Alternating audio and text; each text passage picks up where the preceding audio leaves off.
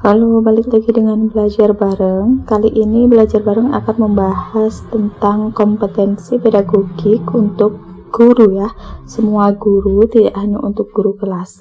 Jadi kalian yang akan mengikuti SKB guru wajib untuk menguasai materi kali ini. Nah, apa itu materi yang akan dibahas? Yaitu tentang pembelajaran inovatif abad 21. Langsung saja kita ke soal yang pertama. Alasan yang paling tepat mengapa guru harus merancang pembelajaran inovatif yaitu titik-titik. Nah, sekarang yang kita garis bawahi adalah siapa yang tahu apa itu pembelajaran inovatif. Nah, jadi dalam abad 21 ini ada yang namanya pembelajaran inovatif di mana karakteristiknya karakteristik atau ciri-ciri pembelajaran yang inovatif yaitu yang pertama itu adalah adanya kolaborasi dengan peserta didik. Kolaborasi dengan peserta didik atau siswa seperti itu ya. Yaitu siswa dijadikan sebagai subjek dalam pembelajaran ya, menuntut adanya keaktifan siswa.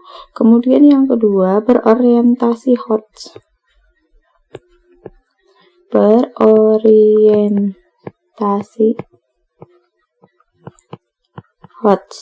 Apa itu HOTS? Kemampuan untuk berpikir tingkat tinggi, di mana dalam HOTS itu ciri-cirinya yaitu menggunakan kata kerja operasional yang bersifat tinggi ya.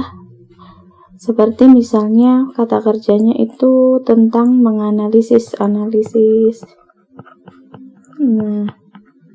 itu kemudian ada juga mencipta atau sintesis, kemudian menilai. Itu merupakan ciri-ciri yang berorientasi HOTS, mencipta, kemudian menilai. Nah, di mana kita bisa melihat sebuah pembelajaran itu inovatif yang berorientasi HOTS? Kita bisa melihat dari mana? Dari tujuan pembelajarannya, maupun dari aktivitas pembelajaran, kegiatan pembelajarannya, seperti itu. Kemudian yang ketiga, ciri yang ketiga itu adalah mengintegrasikan ICT, jadi menggunakan teknologi informasi baik sebagai sumber belajar, media, maupun dalam kegiatan pembelajaran, misalnya menggunakan video, seperti itu namanya mengintegrasikan teknologi informasi. Kemudian yang keempat itu adalah berorientasi yang namanya keterampilan 4C. Apa itu 4C? Yaitu collaboration, communication, kreatif, dan kritis ya. Jadi dalam pembelajaran inovatif itu dituntut adanya sikap kolaborasi, membangun kerjasama ya, antara guru dengan siswa maupun siswa dengan siswa. Kemudian komunikasi, adanya timbal balik, komunikasi timbal balik dua arah, multi arah, seperti itu, tidak hanya guru yang ceramah. Kemudian kritis ya, menstimulasi siswa untuk berpikir kritis. Kemudian yang keempat itu adalah kreatif, jadi akan menciptakan ide-ide kreatif, memunculkan ide-ide kreatif dari siswa ya. Jadi tidak hanya sekedar menirukan apa yang disampaikan oleh guru. Kemudian ciri yang kelima itu adanya literasi. Nah, literasi ini baik literasi baca tulis, numerasi, sains, digital, finansial, terus budaya dan keluargaan. Contohnya siswa itu membaca PowerPoint yang sudah ditayangkan oleh guru, itu artinya dia berliterasi secara digital. Membaca buku berarti sudah berliterasi secara baca tulis. Membaca angka yang ada, kemudian seperti itu harus ada dalam setiap kegiatan pembelajaran inovatif itu. yaitu adanya unsur PPK. Apa itu PPK? Seperti yang sudah dilaksanakan dalam kurikulum 2013, adanya PPK dan literasi ya. PPK itu adalah penguatan pendidikan karakter. Misalnya dalam tujuan pembelajaran disebutkan setelah membaca sebuah teks bacaan, siswa mampu menyebutkan 3 contoh kalimat majemuk setara dengan teliti. Teliti itu merupakan sebuah karakter yang diharapkan. Seperti itu. Nah, jadi begitulah karakteristik pembelajaran inovatif abad 21 ya. Nah, sekarang mengapa sih pembelajaran inovatif abad 21 itu, pembelajaran inovatif itu sangat ditekankan dan harus dikuasai oleh seorang guru? Nah, jawabannya adalah yang apa? A. Tuntutan tugas pokok guru dalam kompetensi pedagogik. Atau B. Tuntutan tugas pokok guru dalam kompetensi profesional. Atau C. Tuntutan karakter dan keterampilan abad 21 bagi setiap lulusan. Atau D. Tuntutan pemerintah dan masyarakat bagi guru dan lulusan. Jadi jawaban yang paling tepat untuk nomor 1 ini adalah C. Jadi pembelajaran inovatif itu tidak hanya sekedar untuk memenuhi tuntutan tugas guru dalam kompetensi pedagogik saja, akan tetapi karena tuntutan karakter dan keterampilan abad 21 bagi setiap lulusan. Seperti itu ya teman-teman. Kita lanjut ke soal nomor 2. Suatu rancangan pembelajaran akan menentukan titik-titik rancangan pembelajaran yang kita buat, RPP seperti itu akan menentukan apa? A. Nilai siswa dalam evaluasi pembelajaran. Atau B. Kinerja guru dalam mengajar. Atau C. Pemahaman siswa dalam mempelajari materi. Atau D. Keberhasilan aktivitas pembelajaran. Nah, perlu ditekankan di sini sekali lagi ya teman-teman bahwa rancangan pembelajaran atau RPP itu dibuat untuk memastikan bahwa suatu pembelajaran hari itu yang sudah kita rencanakan itu dapat berjalan dengan baik, sesuai dengan alokasi waktu, sesuai dengan tujuan pembelajaran yang sudah ditetapkan, dan sesuai dengan capaian indikator yang akan dicapai ya, berdasarkan kompetensi dasar yang sudah ditentukan. Jadi jawabannya adalah yang D. Keberhasilan aktivitas pembelajaran. Kita lanjut ke soal nomor 3. 1 KI, 2 KD, 3 IPK. IPK itu indikator pencapaian kompetensi ya. Kemudian yang keempat tujuan pembelajaran.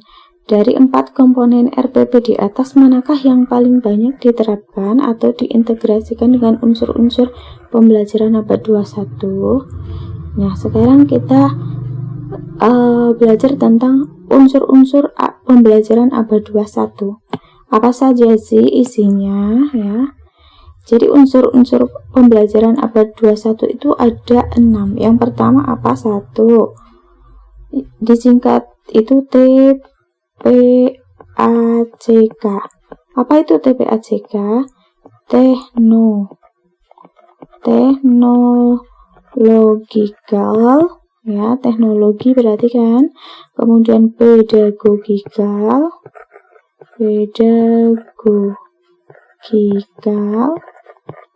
content, knowledge ya, knowledge pengetahuan.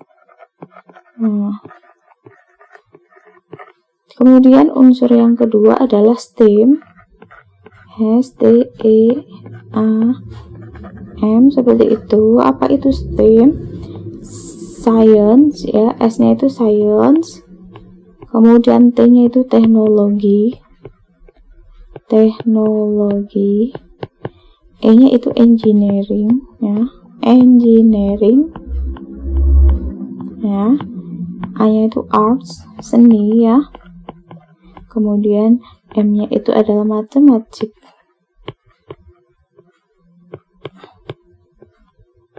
Nah, kemudian yang ketiga itu adalah HOTS ya. HOTS seperti yang sudah dibahas tadi, higher, order, thinking, skill ya, kemampuan berpikir tingkat tinggi. Kemudian yang keempat adalah kompetensi 4C itu tadi ya. Ada collaboration, kemudian communication, kritis,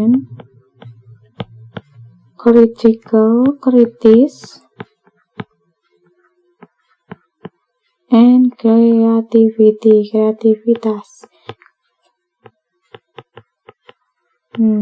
Kemudian yang kelima itu ada berbasis neuroscience.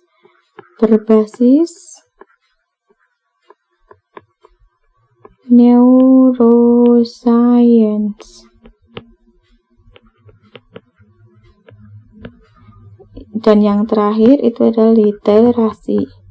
Nah, jadi dalam pembelajaran abad 21 itu mengandung unsur-unsur seperti ini. Jadi dalam pembelajarannya dia menggunakan teknologi, kemampuan untuk mengajar, ada isi knowledge-nya, pengetahuan ya. Kemudian juga STEM, penggabungan antara ilmu pengetahuan, teknologi, teknik, seni, dan matematika dalam kegiatan pembelajaran. Jadi tidak bisa dipisah-pisahkan sains sendiri, teknologi sendiri, itu tidak, tapi kolaborasi. Kemudian HOTS, sifatnya HOTS, tidak lagi sekedar bisa menyebutkan, akan tetapi bisa membandingkan, menganalisis, mencipta. Itu adalah contoh-contoh soal-soal yang HOTS. Kemudian juga mengandung unsur 4C, collaboration, communication, critical thinking, dan creativity. Kemudian berbasis neuroscience ya, pengetahuan. Kemudian tentunya selalu menerapkan gerakan literasi baik digital maupun baca tulis biasa seperti itu. Nah, dari 4 komponen RPP yaitu KI, KD, IPK, tujuan pembelajaran, maka yang paling banyak diterapkan atau diintegrasikan dengan unsur-unsur pembelajaran abad 21? Jawabannya untuk soal nomor 3 itu adalah yang IPK, indikator pencapaian kompetensi dan tujuan pembelajaran. Jadi di sana bisa dilihat apakah suatu rancangan pembelajaran itu bersifat inovatif atau tidak, bisa dilihat dari kita di IPK-nya maupun tujuan pembelajarannya. Jadi jawabannya adalah yang C. Kita lanjut ke soal nomor 4. Yang pertama adalah kompetensi dasar atau KD. Yang kedua adalah indikator pencapaian kompetensi. Yang ketiga, tujuan pembelajaran. Yang keempat, kegiatan pembelajaran. Dari 4 komponen RPP tersebut, manakah yang paling memungkinkan terbanyak diintegrasikan oleh unsur-unsur pembelajaran abad 21? Yang manakah? Yang ada TPA-CK-nya, kemudian berbasis neuroscience, STEM, HOTS, kompetensi, menerapkan kompetensi 4C, dan literasi. Itu adalah di kegiatan pembelajaran. Jawabannya yang D. Hal ini bisa dilihat ya, misalnya kita menerapkan literasi. Misalnya kegiatan pembelajaran uraiannya adalah siswa menyimak ya video yang ditayangkan, kemudian setelah itu mampu membandingkan dengan video yang kedua tentang sifat-sifat tokohnya, seperti itu. Itu kan di situ ada literasi digitalnya, kemudian juga menerapkan teknologi berupa video ya.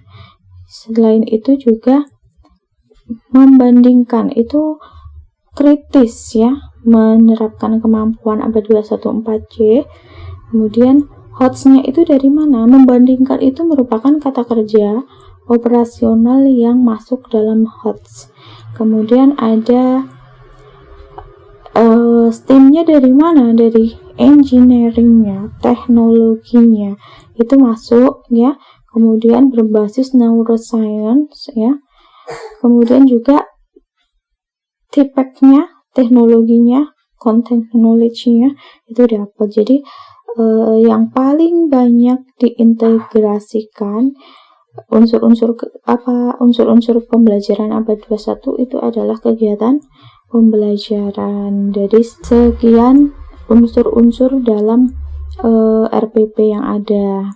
Kita lanjut ke soal nomor 5.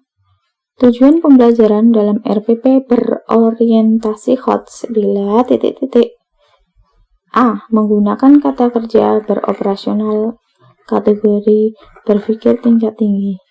Ya, langsung ketemu ya jawabannya yang A. Yang mana itu tingkat tinggi? Yang analisis ya.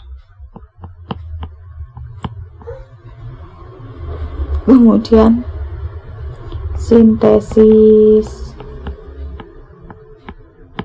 Kemudian evaluasi. Itu adalah kata kerja tingkat tinggi.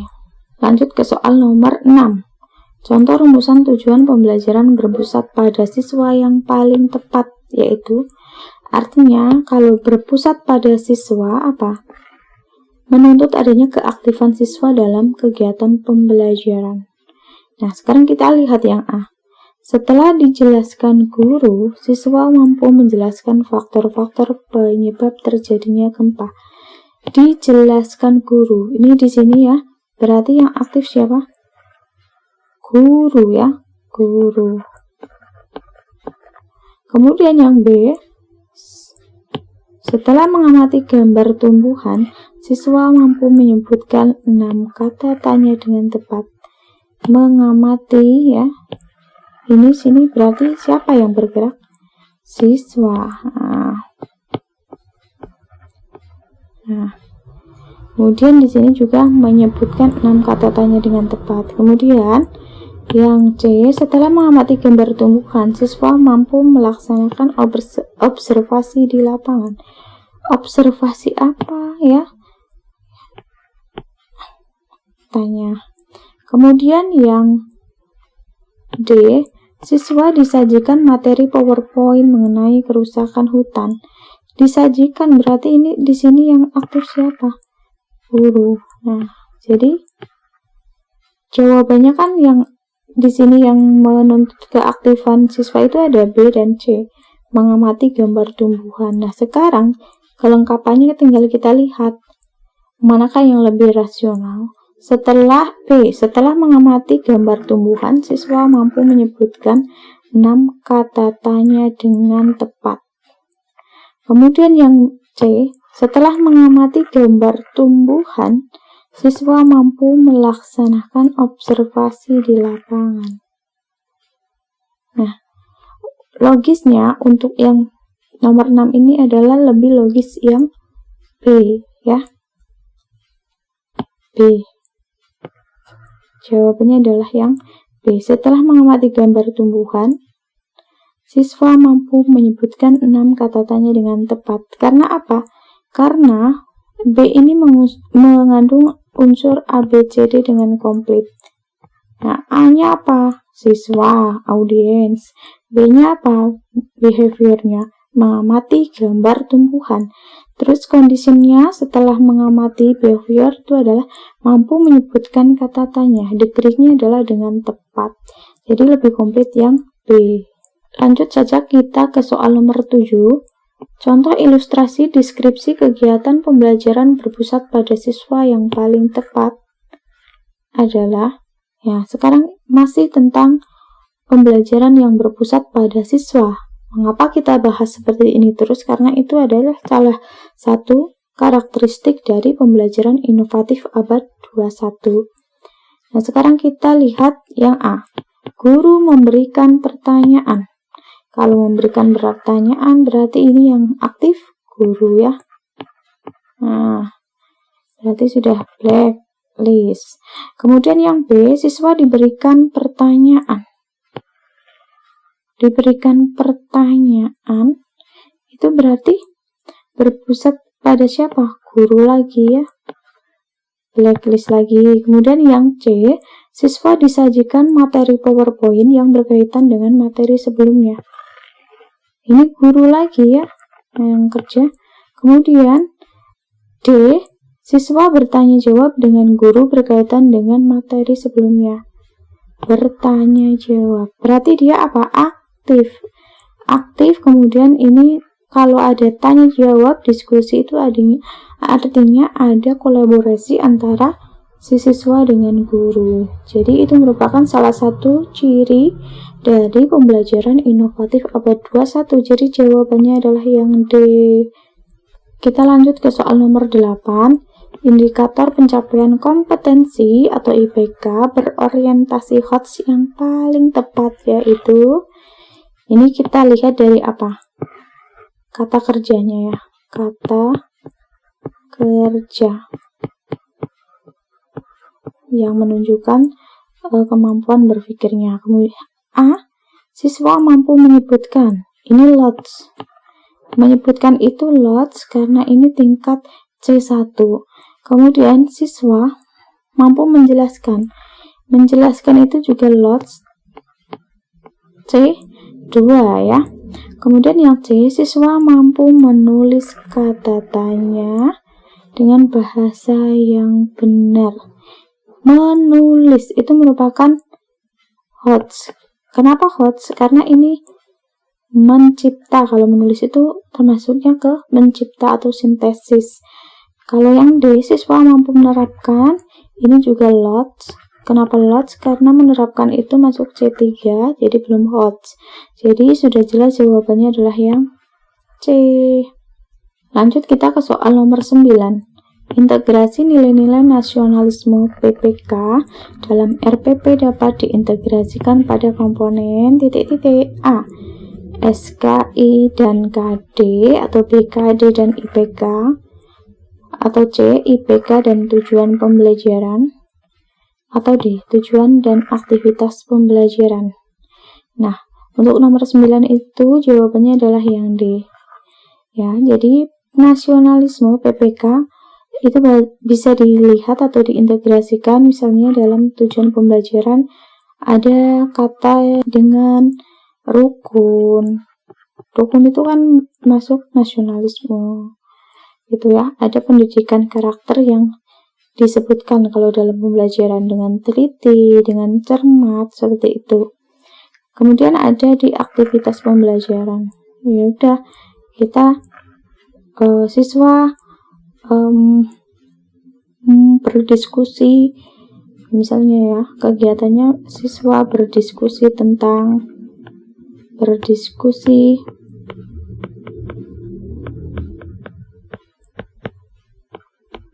materi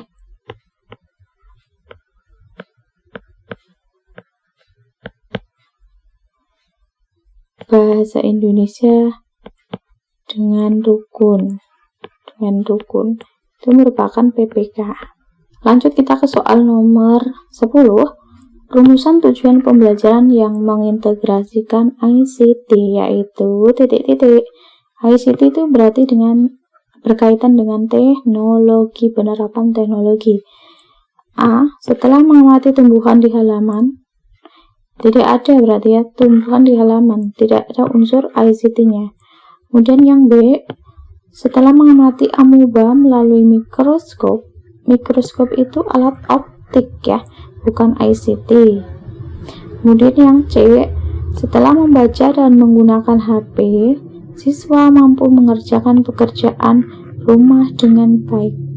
Ini belum jelas ya, membaca dan menggunakan HP apa? Untuk apa? Tiba-tiba siswa mampu mengerjakan pekerjaan rumah dengan baik. Itu tidak jelas disebutkan. Kemudian ya kalau yang D, setelah melihat tayangan video vulkanologi di YouTube, ini jelas ya, siswa dapat menjelaskan salah satu gejala gunung meletus. Ini jelas nyambung ya, vulkanologi. Ini gunung meletus ya, jadi ada objeknya di YouTube ya, entah pakai laptop, entah pakai HP ya, adanya teknologi yang digunakan, yaitu berarti jawabannya adalah yang D. Nah, demikian ya teman-teman pembahasan tentang materi pedagogi kali ini, khususnya pembelajaran abad 21. Semoga bermanfaat. Jangan lupa klik like, share, and subscribe. Terima kasih.